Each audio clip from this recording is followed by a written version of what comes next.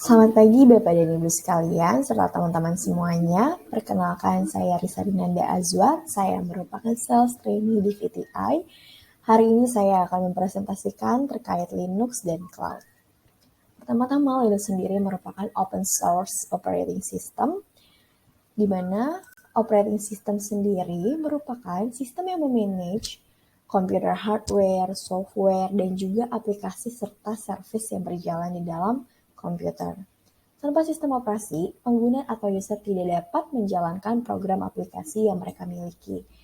Seperti kita mengakses Gmail atau mengakses WhatsApp, apabila tidak ada operating system di dalamnya, otomatis kita tidak dapat mengakses WhatsApp atau Messenger lainnya dan juga surel yang lainnya juga.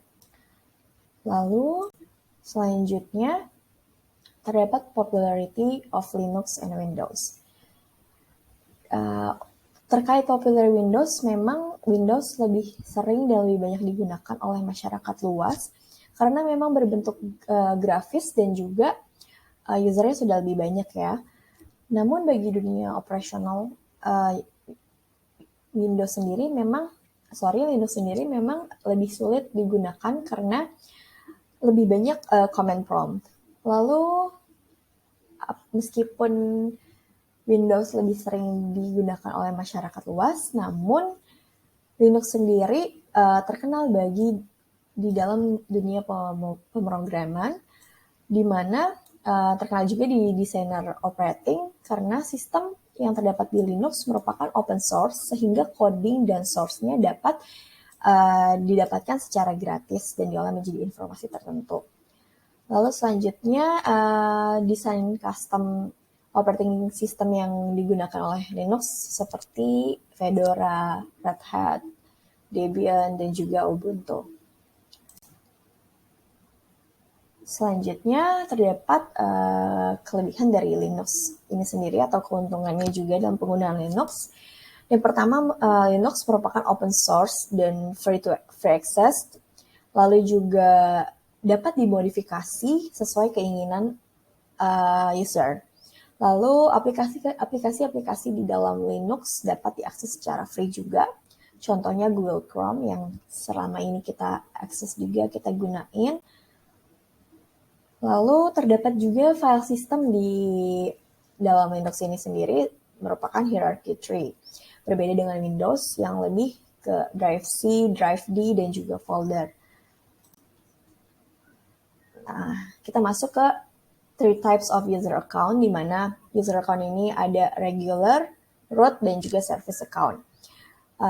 Di dalam user account ini terdapat user yang memiliki administrative privilege, yaitu root.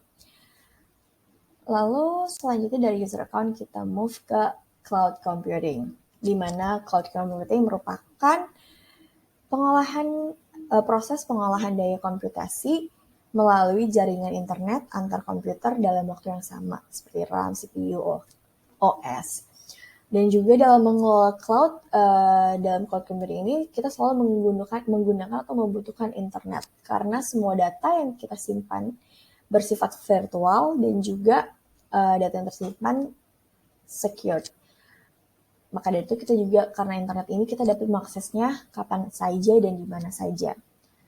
Lalu terdapat juga nih manfaat cloud computing. Yang pertama, pusat penyimpanan data, keamanan data kita juga terjamin, lalu juga fleksibel dan mudah dioperasikan. Tentunya juga menghemat biaya hardware dan kapasitas penyimpanan besar, sehingga kita tidak perlu khawatir run out of space untuk nyimpan data kita, seperti foto, video, dokumen, dan lain sebagainya. Lalu kita masuk ke 3 layanan cloud computing. Yang pertama adalah infrastructure as a service, di mana dalam infrastructure as a service ini berdasarkan dengan request dari user. Lalu terdapat juga platform as a service, di mana di platform ini digunakan untuk keperluan pembuatan aplikasi. Contohnya seperti Google App Engine. Lalu yang terakhir ada software as a service, di mana layanan cloud computing berupa software dan user dapat langsung menggunakannya tanpa harus mengetahui teknis penyimpanan dan pengolahan datanya. Contohnya sering kita pakai itu seperti Google Sheet, Google Docs, dan juga Facebook. Selanjutnya kita masuk ke model penggunaan cloud computing. Yang pertama, terdapat model public cloud. Public cloud sendiri ini dapat digunakan oleh masyarakat umum dan kita menggunakannya dapat langsung mendaftar lalu menggunakan service yang ada atau yang telah ditawarkan. Dalam public cloud juga terdapat yang free dan juga tentunya yang berbayar ya teman-teman.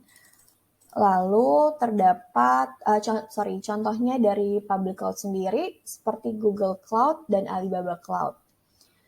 Lalu selanjutnya terdapat private cloud, di mana layanan cloud computing ini digunakan untuk memenuhi kebutuhan internal organisasi atau suatu perusahaan. Yang terakhir yaitu ada hybrid cloud. Di hybrid ini sendiri merupakan combine dari keduanya antara public dan private, lalu juga digunakan di suatu bisnis atau perusahaan yang memiliki kebutuhan data yang besar, namun juga terikat dengan security compliances. Oke, baik. Sekian presentasi dari saya. Thank you udah pay attention dan selamat pagi.